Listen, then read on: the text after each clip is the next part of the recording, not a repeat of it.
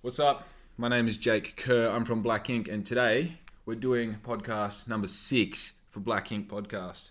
Now look, today I'm talking about something that I hold very close to my heart. I just want to get into it. Today I'm going to talk about being a brilliant man, right? And I understand, look, massive claim, being a brilliant man. Kind of an odd goal, actually. It's one of those things where, like, you would hope that most men are trying to be brilliant men just as a standard, but in reality, it's not even something that's really discussed anymore. And I think, like, even talking about being a man in general and, like, what it is to be masculine and to, like, be proud of your masculinity, it's almost like a topic that's out of bounds.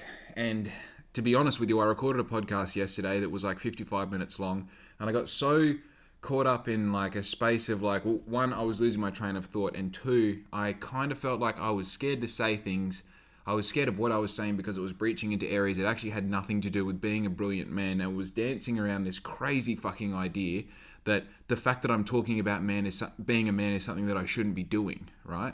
And that's part of the fucking problem, is that because we're not having these conversations, it's not at the forefront of people's mentalities and the ideas that they have of themselves, and therefore it's not something that people are focusing on and trying to be really good at. And I kind of isolated within myself probably about 18 months, 2 years ago, that I have a goal in the future of being a brilliant man.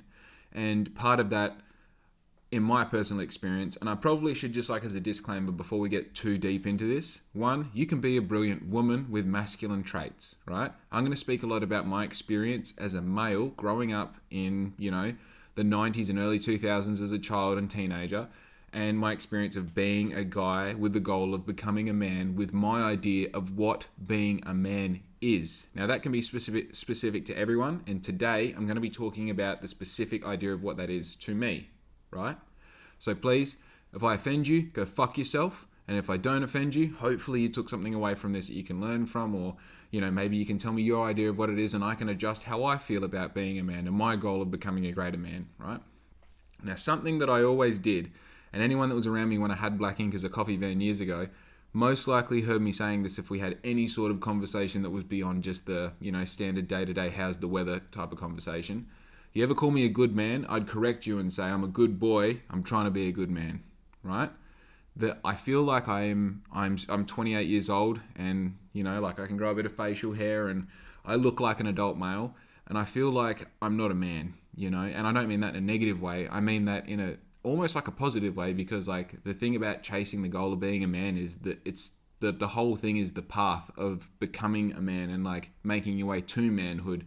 It's embodying the fact that you haven't got it figured out and you're trying to figure it out, and you're trying to figure it out in the best way possible. And that whole process is actually the process of becoming a man. And this all started, and like, I need to say there is a distinction between being a man and being a brilliant man, right? Because I believe to be a man is a lot easier than it is to become a brilliant man, because then we talk about the definition of what brilliance is to the individual and then applying that to being a man. I feel like putting yourself in a position where, if we start at the start and go like, a man does, see here we already go into this whole gender fucking argument, but a man does the heavy lifting. A man does the decision making. A man does, and I'm not saying that a woman can't do that. I'm saying a good man has that skill in his repertoire, right? And to be a brilliant man, I feel, is to do all of those things that you consider to be a man to the nth degree, to take it to fucking 11 out of 10, to really like, if being a man is being able to shut up and listen, then it's shutting up and listening in every situation before you start talking. It's allowing yourself to learn from someone who you think that you can't learn from. It's being the best possible version of whatever you think the character that is a man is. And when I like trace this back to like, where does this all start? Where did it come from? This feeling of like, even the idea that there's some sort of like distinction between just people who are males and people who are men. It all kind of travels back to like pretty much my earliest recognition of the fact that there are people in this world who are just fucking different. They're different in a good way. They're different in like the best possible way you can imagine. And the things that made me pay attention to these particular people when I was a child were really simple. They were the people who gave me time. They were the people who listened to what I had to say. And they were the people who asked me questions that really weren't questions for that moment. They were questions for later on. They were questions that made me question myself about what the answer was, rather than trying to answer the question that someone's asking me in front of me, right?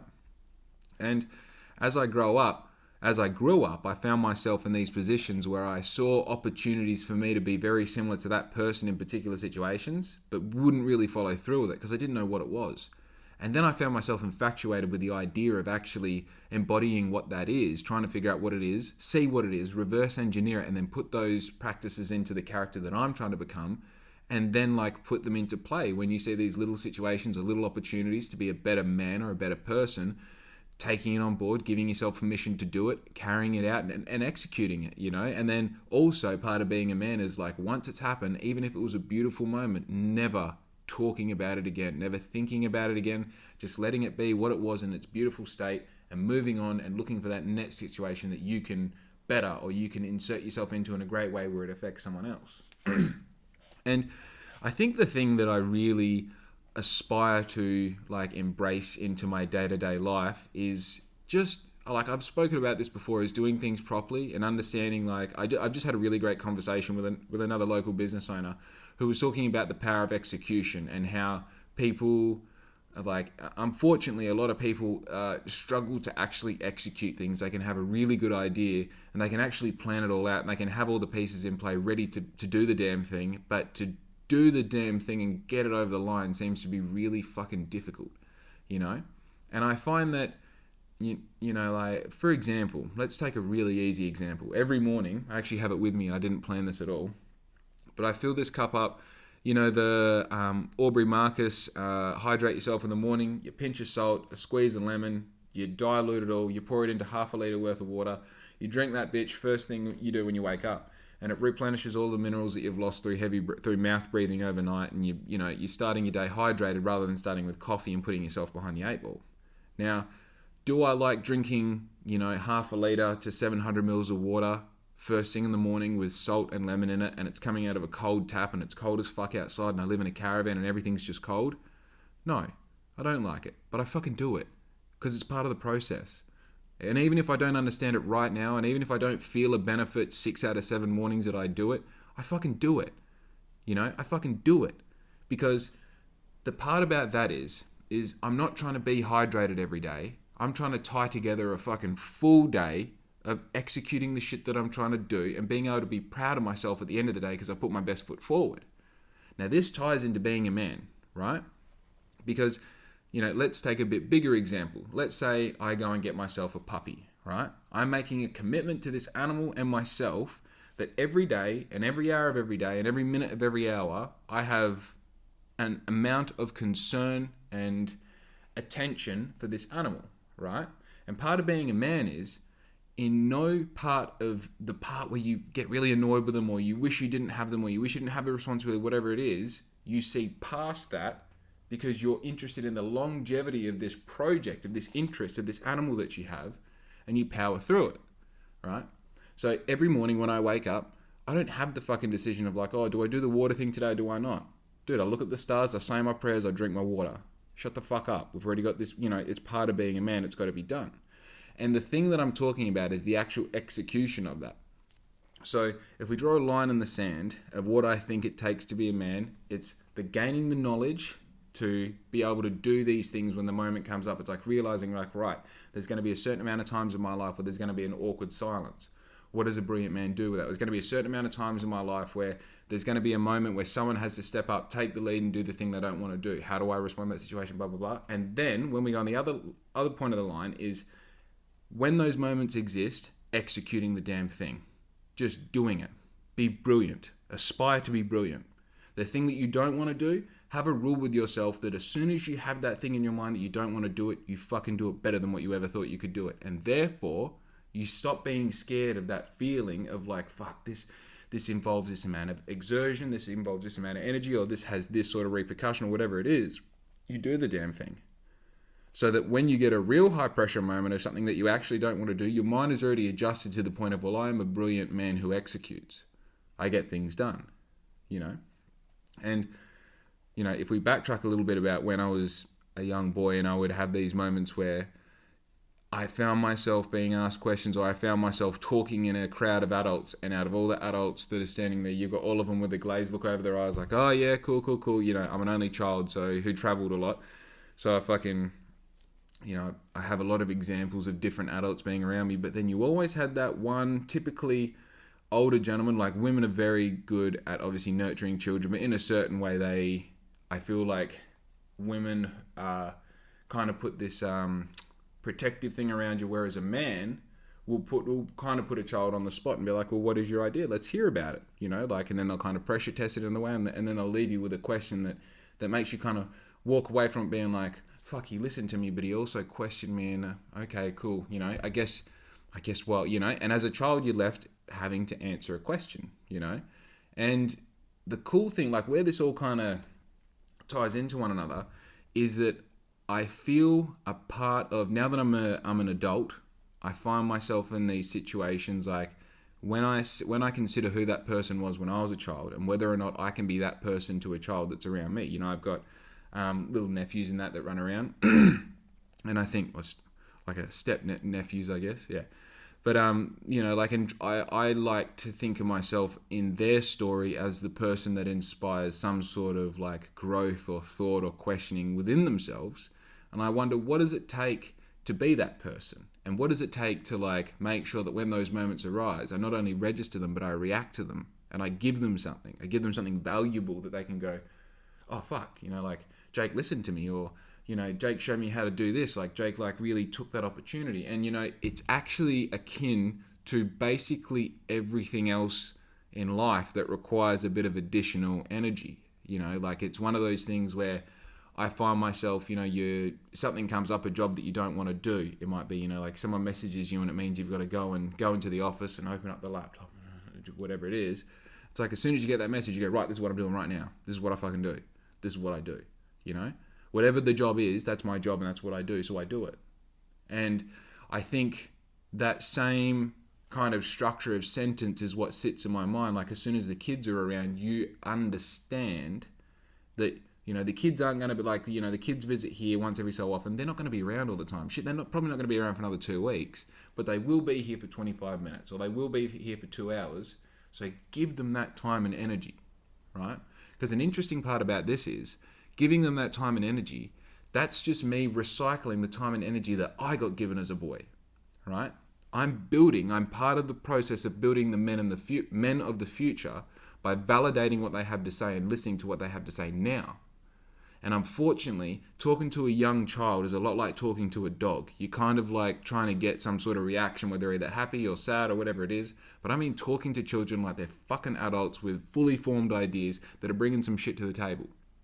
Because even though they're not, the fact that you're treating them as if they are nurtures them into a place where they can take themselves seriously. And when they can take themselves seriously, I feel like the thing that you're doing is like you're lighting the spark of consciousness within these kids that then are allowed to have opinions, and they're allowed to have these thoughts. And most of the time, the thing about being a kid is the thoughts that you have don't align with what the rest of the world is thinking, and then you go through this process of growing up and aligning your thoughts with everyone else is thinking. But reality, the fruit lays within the thoughts that are different. That's the thing that makes you you.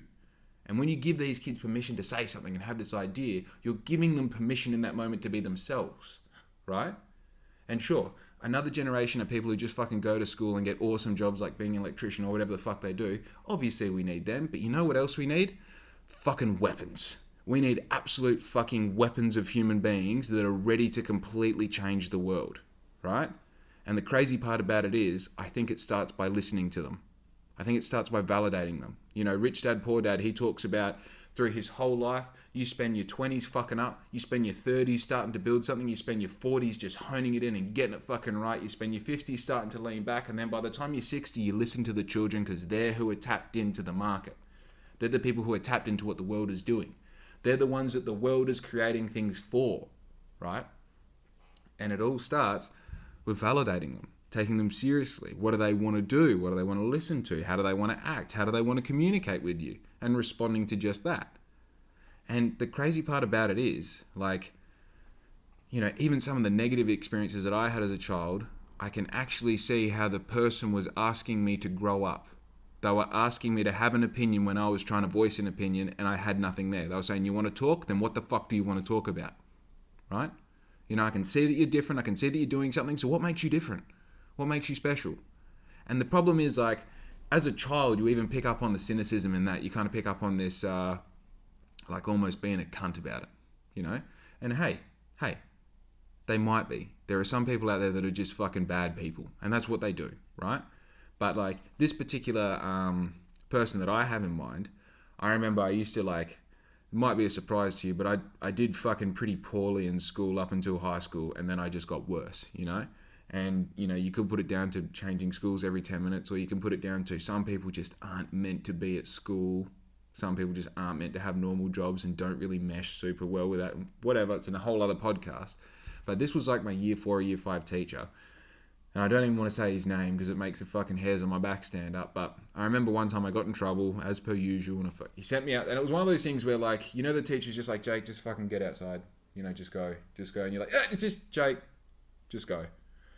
You know, I go outside and I'm sitting out there swinging my legs on the thing, trying to come up with, like, any sort of thing to get me out to go into the principal again, because I know I'm, like, half a dozen visits in and I know the next one, like, mum's going to find out about. And I'm out there. And he's like, you know, he comes out and pretty much just says, like, you know, like, man, we can't do this, you know what I mean? And then, like, I get the whole fucking waterworks in, because the problem was I knew as a child that, like, you know you've done something wrong, and my goal isn't to do something wrong. My goal was just to, like, it wasn't even attention seeking. It's just like, there's something that we can be doing and we're doing this shit, you know? We're doing this shit. This is what we're doing. We could be having fun, you know? Like, this isn't fun and we could be having fun. And it wasn't necessarily that I wanted the attention of people, like, of other students. Like, teachers would even say, the problem with Jake is he can do his work and still be a fuckhead, but the problem is everyone else around him has to suffer because of it, you know what I mean? Like, they're having fun, but they don't get their work done because they can't do 19 things at once, you know? Morons, all good. So he's kind of saying, like, you know, Jake, we can't do this. I bring the waterworks on because I start tearing up, I start crying because I'm a child, and, you know I've fucked up, and, like, I know this is one of those situations where I'm probably going to end up in the principal's office. I've been through this process before, I'm not interested. And he goes, oh, here we go, here comes the waterworks. And I remember being like, oh my God, like, fuck. Like, yeah, that's right. That's what I do. I cry. I cry every time I'm in trouble. And whether or not I'm doing it as a ploy to get out of what's going on, which is what I think he was kind of pointing the direction of, it was something that he had picked up on, and it was something that I did. And I hated that man for years for what he did that day. And it's taken a long time to get to and look, I still fucking hate him in a way, because fuck that guy. Like, why wear Hawaiian shirts to school? It's just weird. But one thing that I gradually have come to realize as an adult, I guess, is the reality that it made me so angry that it made me realize something about myself, and it made me change, right? And if I'm honest, it made me be a worse student in a craftier way, right? It made me get to a point where, like, I realized that the kicks really came from when you could disrupt the whole class and the teacher didn't know where it came from, you know? But the cool part about it was he treated me like an adult. Oh, here come the waterworks. You know what I mean? Who the fuck says that to someone in year 5? Or maybe I just don't know how to treat children. Another conversation. It's just, he made me internalize what was going on, rather than just living in this spot where, like, I was something that pushed things out. It was like all of a sudden I had something that was a part of myself that then came back on me. It was like this forced perception of who I was. And the crazy part about it was, in that moment, he was treating me like an adult. He gave me time, and he was willing to listen to the answer, you know? Like, what are we meant to do? Where do we go from here? And, like, that was the same day that he picked up on the fact that I don't make eye contact with people. Like, I do it really well now, because I fucking, from that day, obviously became a massive insecurity that stuck with me for you know, like, my childhood and shit. Cool. Hate looking people in the eye, but I do it because it's what humans do. And he validated me in a way that it forced me to have an opinion about who I was in that situation. And rather than just being someone who was creating a situation, it's someone who is a part of a situation with someone else. He made me see from his point of view, like, oh, you're going to do the waterworks? Yeah, I fucking know this trick. You know? Or look at me while I'm talking to you, would you? Look at me while I'm talking to you. You know, what's wrong with this? You know, like, I'm listening to what you're saying, but, you know, it's just like, I don't, like, is it okay that I don't want to fucking look in your... Like, yeah, I get that I'm doing the wrong thing. I get it. Yeah, that's all it was, you know? But he made me look at his eyes. And you know what's crazy about let's say it's your childhood, so everything's a memory of a memory. The same year, right? I remember, this is in Port Hedland, by the way, and it was St. Cecilia's before they changed it all, and there was this roofed area behind everything, and I was like, in this roofed area where the canteen was, man, I don't know what it was. My whole fucking childhood, every school I went to, I was always friends with the canteen ladies. I don't know what that is, but, whatever. And I was walking around, and he goes, hey, Jake, you're toe walking? And I was like, I fucking don't know what that is, because, I'm fucking 9. or however old I was. And he goes, yeah, did you know there's actually a study that relates children who walk on their toes as to not doing academically well in the long run? And it was one of those things where you're like, as a child, you have that feeling where you're like, this is on the edge of my understanding of what the fuck is going on.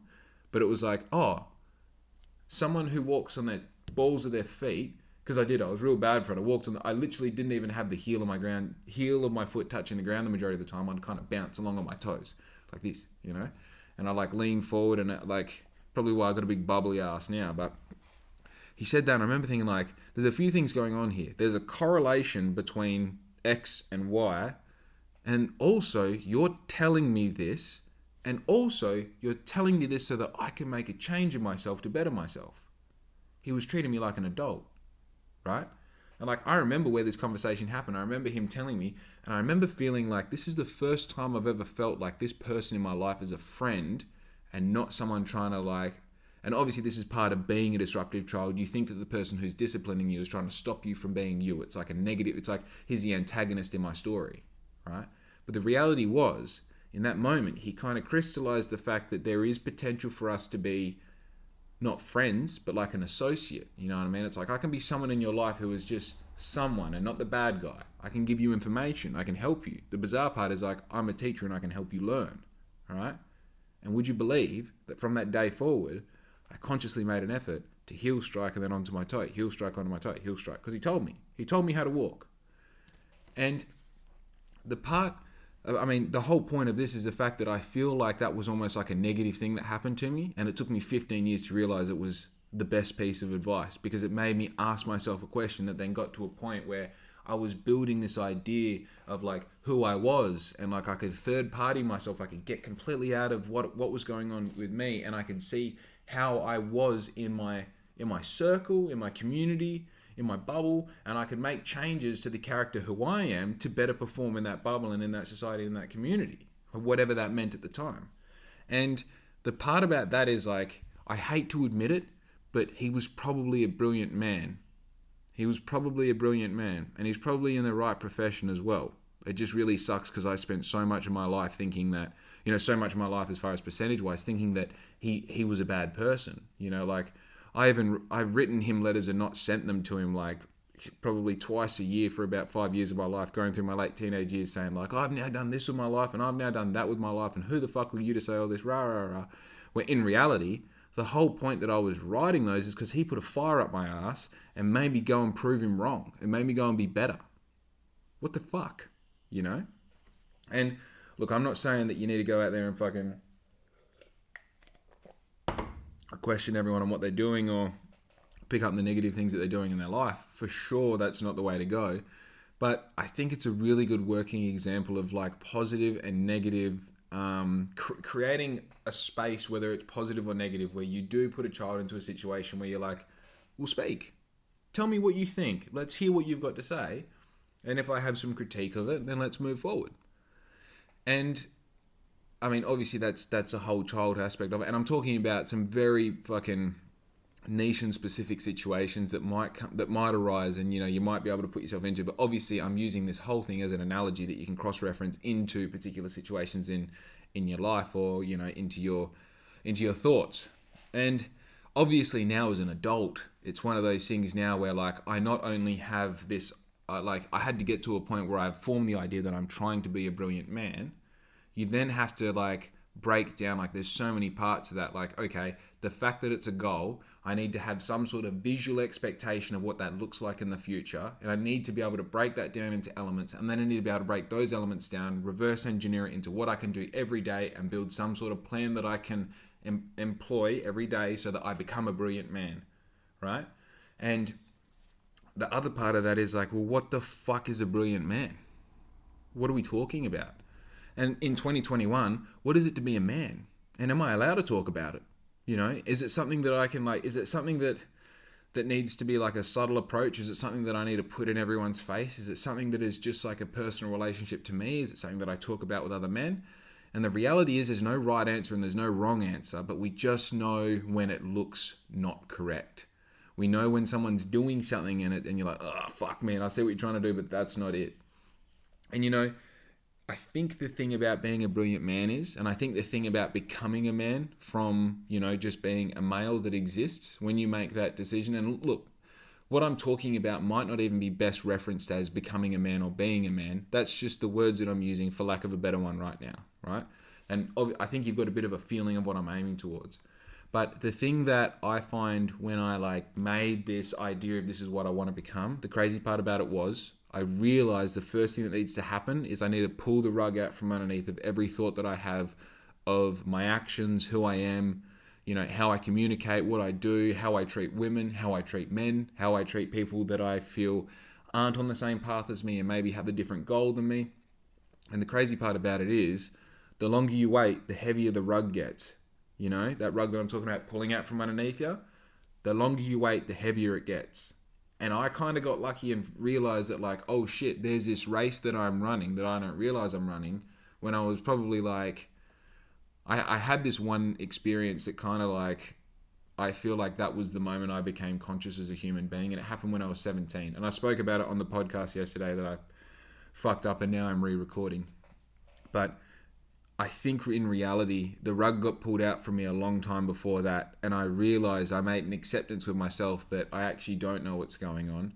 And the reality of what I'm probably doing is that I'm probably faking it until I make it. And I'm trialing a whole bunch of different things. You know, I'm just literally throwing shit at the wall and seeing what sticks right now. And even then it's like 3 things might stick and one of them's the right answer, but you still have to try all 3 things for the next 5 years to see what fucking works, you know. And the crazy part about being a teenager is you can try so many different things. The crazy thing about being a human under 30, and I only say that because that's my point of reference right now, is you can continue trying things for 6 months at a time and you still have an endless amount of time. You know what I mean? The crazy part about doing it as a teenager is you have no reference to failure. So you can kind of put your balls to the wall and just go, fucking, this is what I'm doing. And you can do it until it doesn't work anymore. And there's actually no repercussions as long as you don't hurt anyone or get addicted to anything. It's crazy. So I think when I realized like, oh, I live in this space where I'm a male and I can see that there are these other males that are older than me that seem to have these traits that are really attractive and they're really engaging and they're really, what's the word? Like they're kind of like, they're undeniable. They're undeniable. It's like you feel like the traits that these men carry would carry them through any situation. They're the sort of men that you just like, oh, I could ask them about digging a hole and they'd have a really good idea about what digging a hole is. Or I could ask these men about like, hey, would you have a process for going to bed at night? You know, or hey, what do you think is the best way to deal with this situation? Whether it's, you know, talking with a girl or whether, you know, fill in the blank. They have an answer for everything. And if they don't, they have a method of figuring it out. Right? And the thing that they all have in common is that they don't know. And they embrace not knowing. They start the sentence with, you know, I'm not sure, but here's what I've got from my experience. And the crazy part about that is as a teenager, you have this default mode where you think you know everything because you've seen it once. You know, and obviously the reality of being a human is you see things so many times you get to a point where you're like, I've seen it all and I still seen fuck all. And that is exactly what I'm talking about with being a man. Is like, the thing is you have to pull that rug out from under yourself from being a know-it-all teenager to someone who doesn't fucking know. You know what I mean? You kind of have to be a winner who is always in second place. You have to be someone who's willing to, at a moment's notice, if the information is correct, drop what you know and how you feel and change it to the thing that works. And the part about that is it's pulling a rug out from underneath you because you have built yourself as this character of someone who understands the things that you're involved with. You understand the path that you're taking. You understand the character who you are on that path. And now all of a sudden you're saying that you know fuck all about it? Shit. And you pull that rug out from under yourself, and the reality is that's just the test run. Because if this path of becoming a man, this thing that we're trying to do, is actually getting used to the fact that the rug is always coming out from under your feet, and it's your ability to keep on dancing to make sure that it doesn't fucking trip you over. And the kind of one goal that you're working towards, hopefully, is one day being old enough that you don't have to dance anymore, that you see the rug being pulled out from underneath it, and you relax as you trip onto the next one, you know?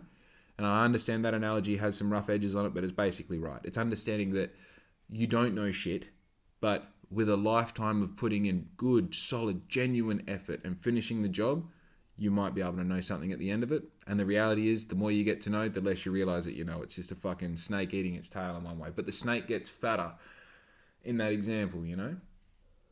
You know why I love this cup? This cup used to have a lid and a straw from it. We got it from the Grand Cinemas like fucking 3 years ago or 2 years ago. But because I drink the lemon and salt to it every day, the straw would get so black. It got to a point where Riz is like, you actually have to throw that out. That's disgusting. So instead of getting a whole new cup and a straw, we just we innovate, baby. Use what we got. And it's funny because I like to, you know, do everything fast, so I drink my water super quick. And the reality is, if you try and drink water out of this quick, you're just going to fuck up your hair and your shirt. So I figured out this thing actually humbles me, right? And I've got to the point now where if I'm in a rush, I've got to hold it with two hands and drink like this. And yeah, you feel as much like a kid as you look, trust me. But it's cool though, because you get this opportunity to just fucking slow down and drink some water. You know, how fun is that? But I tell you what I do want to talk about is that moment that I realized when I was 17 that I like to call it my coming of consciousness, or like my realization that I am unconscious and that I can make conscious decisions. Like, instead of just kind of being, the interesting part is I felt like I went from being the sidekick or the second lead in my movie to being the main character. It's like the second lead is just someone who's always adding in something, you know, witty, or they're always in the background, they're always doing something, and the main character always relies on them. But in reality, they're kind of on autopilot. And in a way, I felt like this particular instance that happened, I jolted from autopilot into being the fucking main character and going I got to pull the rug out from underneath myself again, because all this bullshit the crazy part about this whole process is you can pull the rug out from under yourself and then the next day go back to doing the shit you were doing the day before, you know, and then you build some shit on that rug and you got to pull it out again, and then you get 6 months down the track, you're like, fuck, I'm way off the track, I got to pull it out again. And while I felt like I had some sort of consciousness, you know, as a critical thinking human through my mid-teenage years, I definitely, on this day, at this time, it was fucking 5 p.m. local time, I was living in a town called Heerenveen in Holland, and I was living in this it's a massive apartment building with you know, a bunch of, I think there was actually aged people in there, and then I was living with another 20 or 30 athletes. We were all speed skaters. I guess I'd been living there for probably 2, 3, 4 months, something like that. I was really good friends with another Australian. He was actually from Perth, and we had skated together in Australia before. He had been living there for a bit longer than me. And I kind of stuck by him. He was probably 4 or 5 years older than me. And I, at the time, and I still do to a certain extent, because this is someone who is definitely a brilliant man in my life, I still see him as the sun shines out of his ass. Because he has this ability to humble me in whatever he says in his responses to the things that I say to him, you know? And back then it was obviously we would have conversations all the time, and it was as if he treated me like his dumb little brother, but he still loved me, you know? It was one of those weird, I was always oh, what do you think? And he's you know, yeah, I get that's cool, just don't be a fucking idiot about it, you know what I mean?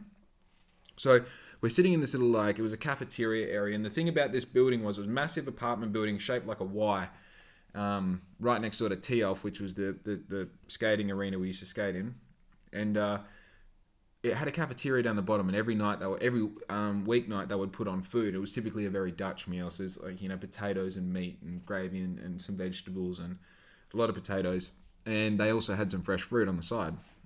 So I got myself my plate of you know, food, and I had some grapes on there, you know, amongst other things, but the grapes are the main part of the story. And there was this guy called Crispy. Now Crispy was a very Dutch, very successful skater in both inline and ice. And the crazy part about skaters in Holland is they're akin to footy players in Australia. Like, there were blokes that I would not train with, but they were in the same training facility that I was in. I could walk up to them and talk to them, and like, they didn't know who I was. But these same people, if they went out in a small town during the day to get coffee, they would have people come up to them and ask to take photos with them and shit. Like, they were that famous as those athletes there, and like making Skrilla too. Like, legit athletes, and like who had fame and wealth. And I remember one bloke I trained with, like, he's sponsored by Harley Davidson now as a fucking skater. What's going on, you know? Anyway, this one guy, Chris Bainarians, he was like the most Dutch dude ever. You know what I mean? Just like very, very well put together, always well groomed, always smelt good, always had on great clothes. Like, he was a guy that would rock up to training in great clothes. And like, you know, the rest of us are in fucking track pants and all the rest. He rock up in jeans and shoes and all the rest and then train. You know what I mean? He had, like, the Dutch are a very, like, very proud and self-respecting people. They're just, they're very, like, integral sort of people. And Crispy, I used to think he didn't like me, but now that I look back at it as an adult, he was just super Dutch. You know what I mean? Like, he was just super Dutch. He said hello to me and he said goodbye to me. And that doesn't mean that he necessarily likes you, but he didn't have to say that. You know what I mean? And he lived with us. He always had a beautiful partner. He was just one of those really, like, this one particular evening, for example, he was wearing all white, you know? He was wearing a white shirt with a white fucking long sleeve shirt on underneath and like cream colored pants and white shoes. Like, hey, what the fuck is going on? This is just like an average dinner where there's like, you know, 15, 20 people sitting around, all athletes, we all train together, we're all cool.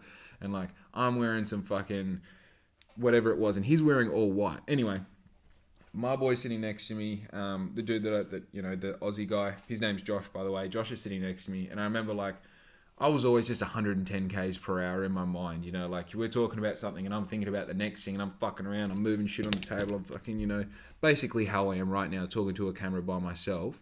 But he's like, I'm like sitting there and I'm like playing with the grapes and shit, and Crispy grabs his stuff and he's walking behind me, and I'm like, fuck yeah, I'll see if I can get one of these grapes in his plate, and that'll be hell funny. Everyone will fucking, I don't even think I thought that it would be funny. I was just like, it's just a thing, you know what I mean? And it's different, and I'm just like, at this point of being a teenager, I'm just like pulling straws to see who I am and what I do and how people respond, and like, you kind of experimenting, pressure testing everything all the time. So he walks past and I get a grape and I throw it and it doesn't land. And then I throw another grape and it doesn't land. And then I throw another grape and he like looks across me. He's like, hey, what the fuck are you doing? And Josh is like, bro, what the fuck are you doing? And I thought to myself, I don't know. I don't know what I'm doing, you know? And all of a sudden it's like, I went from, instead of just being like, you're the fucking class clown, it's just shit you do or whatever, I felt embarrassed. And like, thinking about it now, like, my fucking heart turns cold, you know what I mean? Like, the feeling me like, oh, fuck, I can't believe it, you know? I hate it. Like, the thought of me selling my Stamp album to Kimberly in fucking year 6 at St. Cecilia's, I regret that. It makes my heart turn cold every time. Whatever, Kimberly, if you're listening, I'd love to buy it back for whatever you want. No big deal.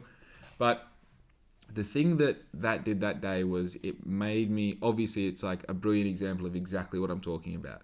It put me in a space where there was no age difference between me, Josh, or Crispy. There was no human difference between me, Josh, or there was no respect, nothing. It was just a, hey man, what the fuck are you doing?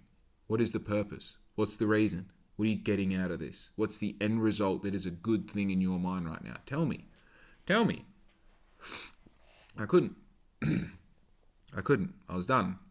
And one of those things, like, obviously at the time you kind of play it off as just like, yeah, fucking is what it is, rah rah, keep moving. But it really, like, you know, you go back to your room and you just like, fuck man, I don't know.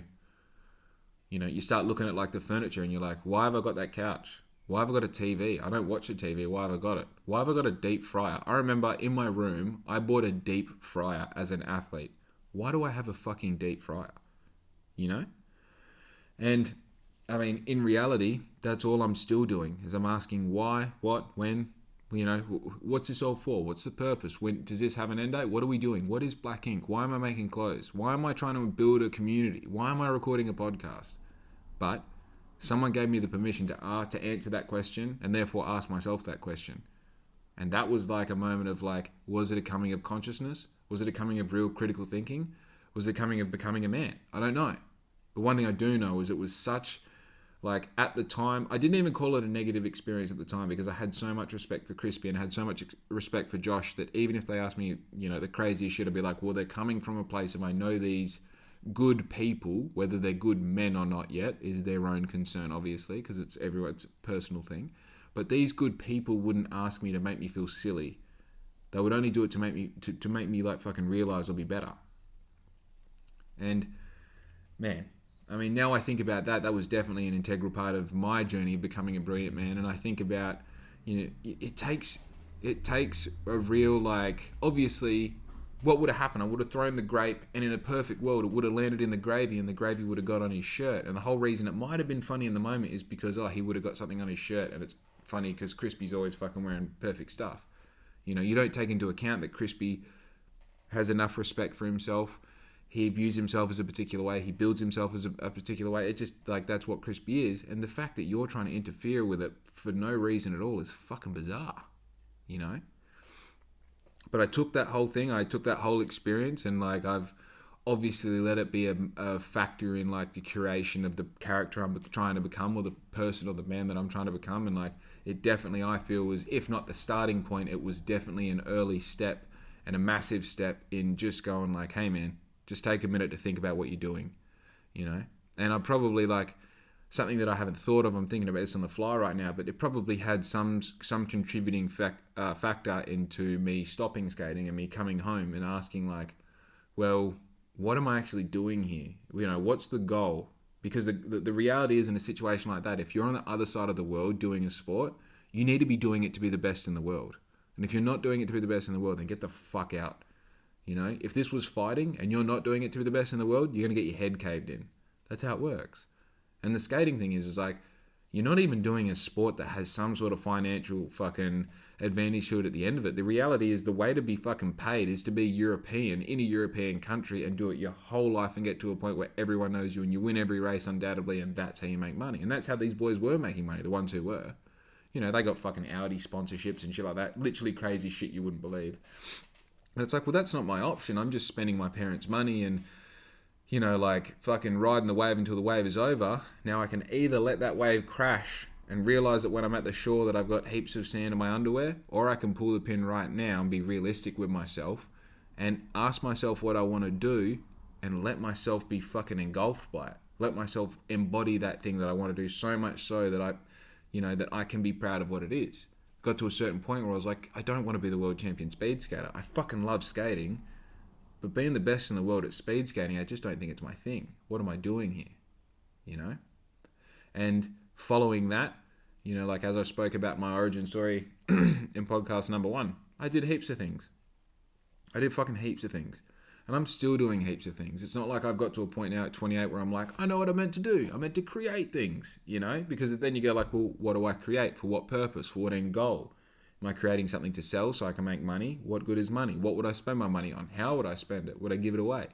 Or is it in the creation process? Is it starting something that's just an idea and then having something that's tangible to hold on to that you can then monetize and create a lifestyle for yourself? Or is it the creation process that involves other people and creating the community and feeling like you belong? Is it a combination of all these things? To say that I've got anything figured out at this stage, if I was any sort of a man, would be immature, I think it's just it's one of those things where I let myself, yeah.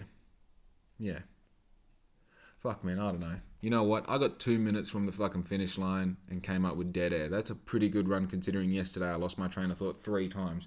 Which, if you want to see something hilarious, you want to watch yourself get, physically you can see it in my face, me getting blood red mad yesterday after I lost my train of thought. It's the best. I watched it, I'm look at this dude. Hey, bro, chill out. You were just talking about something and you forgot what it was. That's all that happened right now. And I'm treating it like a fucking, oh man, are you saying someone put fucking, flour in, I'm not even gonna. So look, that's my thoughts on becoming a brilliant man and some of the experiences that I've had coming to, a position where obviously now I admit, I don't even think I'm a man yet. I think I've got a ways to go. But the thing that I do know is the work that I'm doing now means that when I get there, fuck man, That's so cool. I'm putting in the work now so I can come to a point where that opportunity comes up where, my little nephew looks up at me and says, yeah, rah, rah, rah, and I listen to him and I say, well, how about this? And he's just, fuck. And then in 20 years' time, he can be talking to a camera saying how I gave him something that he walked away with and made him question himself and started his journey in becoming a man. How fucking cool is that? How cool is that? Look, if you made it this far through the podcast, I appreciate your effort and your energy, and I hope this is being watched, kind of in the next few days when I make it, and not in 15 years' time when I've blown up and become a multi-millionaire, because that's what's up. If you are watching it right now, dude, it doesn't matter when you're watching it. Do me a favor, just tell people about it. And I don't need you to tell them to go and watch it. I just need you to tell them that I'm doing something. If you find this at all inspirational, if you find this interesting, if you find it cringeworthy, fucking tell them, bruh. Put it on your story. Put it on your fucking how you feel on Facebook. Bro, do whatever you need to do. Just tell them. All right? Give me a like. Give me a subscribe. Fucking give me some money, Because my mum had to pay for my shopping this morning, and that's where the fuck I'm at. It's cool. It's fucking cool. So look, I'm going to sign out. I appreciate you listening to my podcast. This is podcast number 6. I'm running one podcast ahead of myself at all times, so I've uploaded 4. I've got 5 ready to go. Now I've recorded 6. I'll go upload 5 now and give you something to watch. You know what I mean? Anyway, be good to your mother. I've got nothing else to say, dude. I'm just fucking signing out. That's what's up.